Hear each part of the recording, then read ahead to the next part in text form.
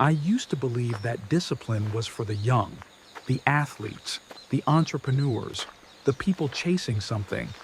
But what if I told you that true discipline, the kind that changes your life, doesn't come from energy or motivation? It comes from something much deeper, something ancient. Japan faces over 1,500 earthquakes every year. They've endured war, disaster, and loss beyond imagination, and yet they rise, calm, focused, strong. Not because life is easier there, but because they've learned to think differently about difficulty. What if those same ancient Japanese principles could help us, especially those of us over 50, rediscover strength, purpose, and peace in a world that moves too fast? This isn't about running marathons or waking up at 4 a.m. It's about finding meaning in your morning coffee, power in your smallest routines, and courage in places you didn't know existed. Because aging doesn't mean fading, it means refining, like gold running through cracked pottery. Today, I'll show you 7 timeless Japanese principles that help samurai endure battle and can help us endure and even thrive after 50. Why discipline fails. After 50, and what Japan got right somewhere. After 50, something shifts. You've worked hard, raised kids, paid off debt, built a life. But suddenly, the noise quiets. The kids don't need you as much. The career isn't as demanding. And for the first time in decades, no one's telling you what to do. At first, that freedom feels exciting, but slowly, it can start to feel empty. You want to read more, get healthier, maybe start painting again. But the days pass and nothing really changes. You set goals, but don't follow through. You buy books, but don't finish them. You join a gym, but stop going after 2 weeks. Does that sound familiar? It's not laziness. It's not weakness. It's not age. It's a system problem. Most of us built our discipline around external pressure, deadlines, responsibilities, expectations. Once that pressure disappears, so does our structure, and comfort creeps in like a silent fog. But here's where Japan gets it right. In Japanese culture, discipline isn't about willpower, it's about philosophy. Not motivation, but meaning. Not pressure, but purpose. They've created a way of living where daily action is tied to timeless values, where making tea, sweeping the floor, or walking to the market becomes a ritual, not a task. This mindset is what kept Japan strong through war, disaster, and loss. It's what keeps millions of elderly Japanese not just alive, but active, focused, and vibrant well into their 90s. The good news? You don't have to move to Kyoto or learn calligraphy to live this way. You just need to start seeing your life through a different lens. And that begins with the first Japanese principle, Shugyo, ritual suffering. Let's explore what this really means and why embracing discomfort on purpose might be the key to reclaiming your inner strength. Shugyo. How ritual pain builds emotional muscle. In the icy mountains of Japan, there are monks who stand beneath freezing waterfalls for hours, not to impress anyone, not for likes or attention, but to train their mind through the suffering of the body. This practice is called Shugyo. It means austere training, or more simply, ritual suffering. But don't let the word suffering fool you. Shugyo isn't about self-punishment. It's about choosing discomfort on purpose, so you're ready when life throws discomfort at you unexpectedly. In modern life, we've been taught to avoid all discomfort. If it's hot, turn on the AC. If we're bored, scroll. If it's hard, quit. But here's the problem. When every small discomfort is avoided, we become fragile. And when real difficulty arrives, illness, grief, disappointment, we shatter. Shugyo trains us to do the opposite. Miyamoto Musashi, the legendary Japanese swordsman, wasn't just a master of combat. He was also a painter, a poet, and a philosopher. He believed the same discipline required to execute a perfect sword strike was also needed for a single, flawless brushstroke. It's not about the sword, it's about the spirit behind it. In our daily lives, Shugyo doesn't mean standing under waterfalls. It can mean choosing to walk when you'd rather drive, finishing a task without checking your phone, cooking instead of ordering takeout. Small intentional moments of resistance. Try this. Pick one small discomfort each day. Just one. It could be making your bed immediately after waking up. It could be taking a cold shower for 30 seconds. Or writing a journal entry when your mind says, "I'm too tired." Each act becomes a repetition for your emotional muscle. Over time, these rituals train you to stay calm in chaos, to keep going when it gets boring, and to stay steady when life feels uncertain. Because after 50, what we really need isn't comfort, it's resilience. And Shugyo is where that resilience begins. In the next section, we'll explore how discipline becomes effortless when it's guided by something bigger than willpower, a reason to wake up each morning with fire in your chest. Let's talk about Ikigai, your reason for being. Ikigai, rediscovering purpose beyond career and family. When you're younger, purpose is often loud. It comes in the form of a job title, a growing family, a to-do list that never ends. You don't have time to wonder why you get up each day, because life is pulling you out of bed, whether you like it or not. But after 50, things get quieter. The job slows down. The kids move out. And suddenly, no one's calling your name. That silence can feel peaceful. Or it can feel like you've been erased. This is where Ikigai comes in. In Japanese, Ikigai means reason for being. It's the intersection of four simple questions. What do you love? What are you good at? What does the world need? What can still provide value, even income? When those four meet, you don't just have a hobby, you have a reason to live. Take Dr. Shigeaki Hinohara, for example. He was one of Japan's most respected physicians, and he continued seeing patients past the age of 100. When asked why he didn't retire, he said, "I still have something to give." That was his Ikigai, and that sense of purpose didn't just keep him working, it kept him alive, sharp, and joyful. Studies from Okinawa, one of the world's blue zones with the highest longevity rates, show that a clear sense of Ikigai is more powerful than any diet or exercise plan. Here's the good news. Ikigai isn't something you find in a dramatic life change. You don't have to sell your house, move to Bali, or start a YouTube channel. Ikigai can be small. It can be teaching your granddaughter how to garden, volunteering once a week, writing stories from your past for future generations, fixing bikes in your garage, making the perfect sourdough loaf. As long as it lights you up and serves something beyond just yourself, it counts. Try this. Take 15 minutes today. Draw 4 circles: love, skill, need, value, and start writing. You may not fill it all at once, but even one spark can reignite a fire that's been waiting inside you. Because discipline without purpose feels like punishment. But discipline with purpose, it becomes devotion. And once you know what you're devoted to, even the smallest task becomes sacred. Next, we'll explore how Japanese culture transforms everyday routines into works of quiet mastery. Kodawari, the art of doing small things beautifully. Most of us were raised to believe that success means doing big things. Launch the business, write the book, run the marathon.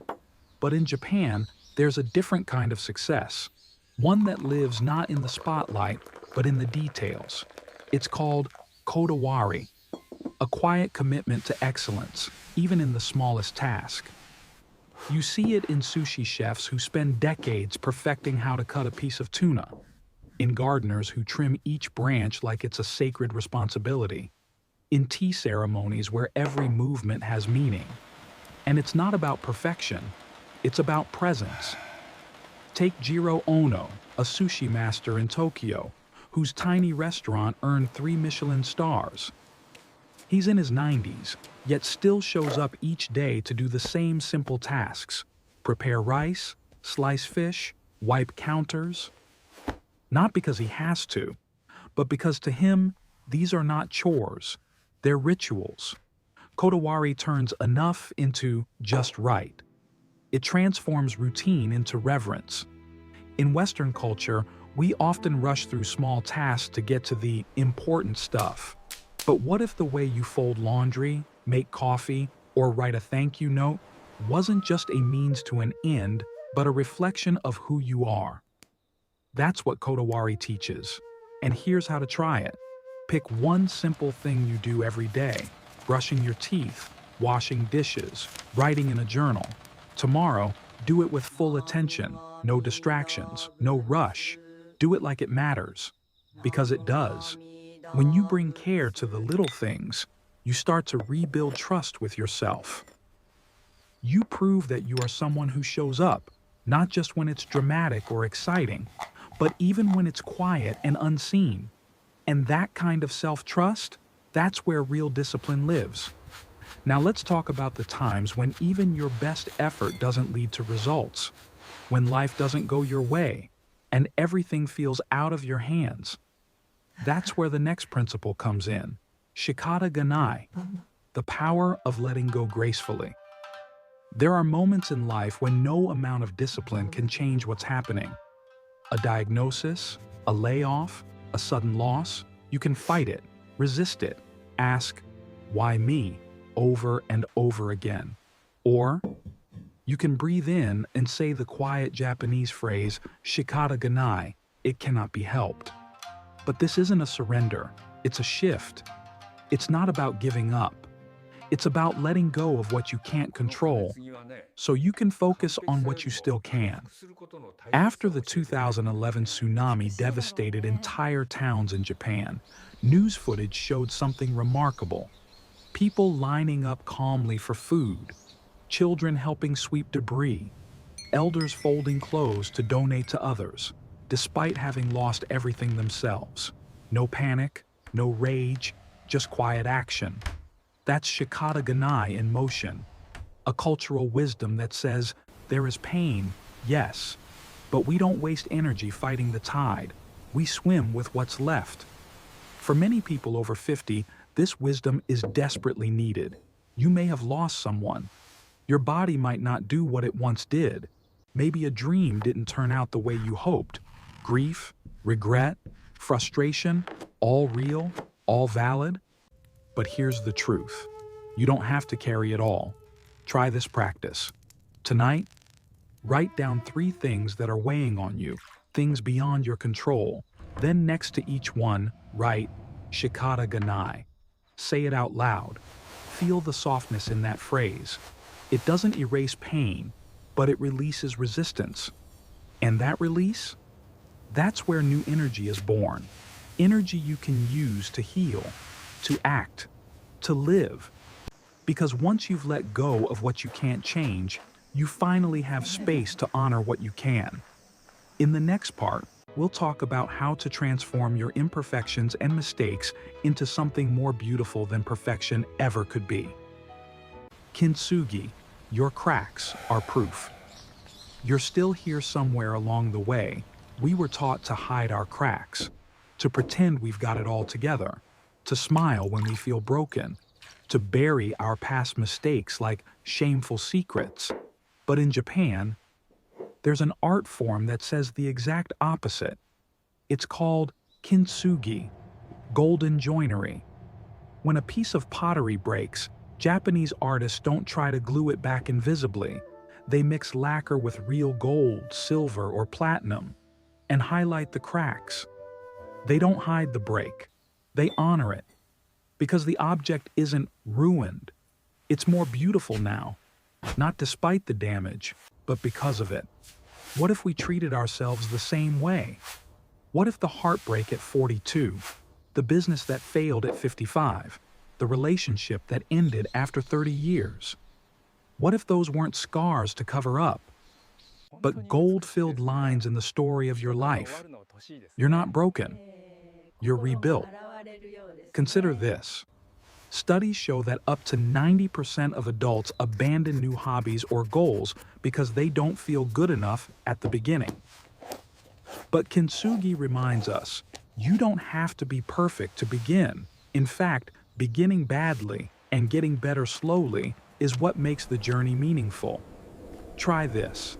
Think of one part of your life where you feel cracked. Now write down what you learned from it, how you got through it, what kind of strength you gained.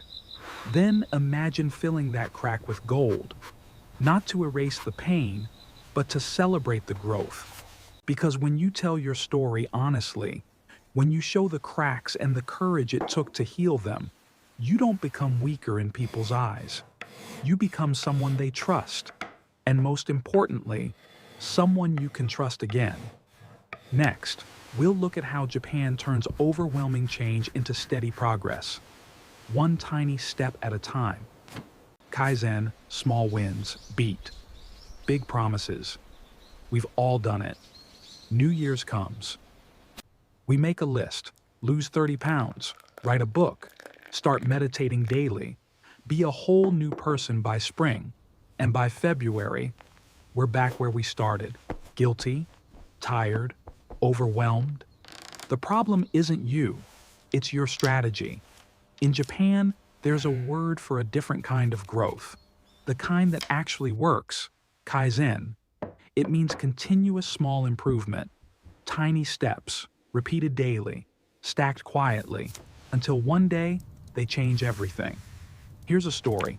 In the 1950s, a worker at Toyota noticed that aligning car doors took 4 extra seconds per car.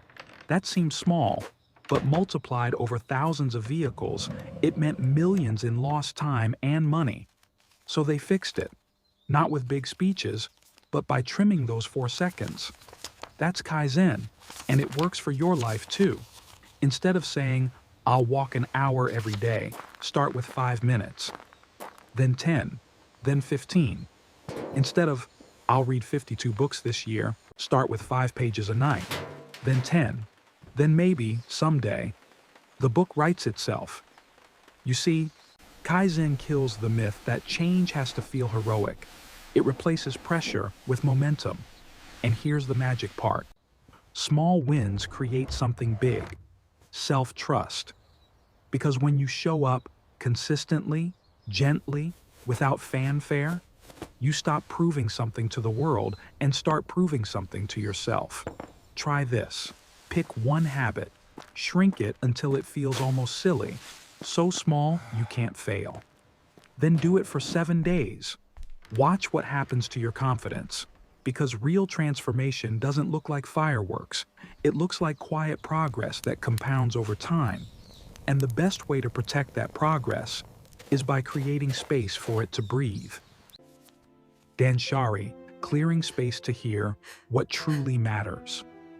We all collect things, books we no longer read, clothes we no longer wear, commitments we no longer care about, even thoughts that no longer serve us. And over time, it adds up, until we're not just living in cluttered homes, but in cluttered minds. In Japan, there's a gentle yet powerful practice called Danshari, the art of letting go. It's not just about minimalism, it's about liberation. Years ago, a Japanese writer named Hideo Yamashita met a woman in her 60s living in a tiny Tokyo apartment crammed with over 3,000 books. She said they once brought her joy, but now they suffocated her. As she began letting go, one book at a time, something unexpected happened. She didn't just clear physical space, she cleared emotional space. Within months, she left a job she'd hated for years. She began painting again. She remembered who she was underneath all the noise. That's Danshari. It invites you to ask one simple question. Does this still serve the person I'm becoming? And this applies far beyond stuff. What about the old self-doubt you've been carrying since your 20s? The friendships that drain you more than they fill you? The calendar packed with yeses you didn't mean? Letting go isn't quitting, it's choosing. Choosing focus over fragmentation, stillness over stimulation, purpose over pressure. Try this. Pick one drawer, one shelf, one part of your week, clear it, see how you feel, then pick another, because when you clear what no longer matters, you finally have room to hear what does. And maybe, just maybe, beneath all the noise, you'll rediscover the quiet voice of discipline, not as a whip, but as a whisper calling you home.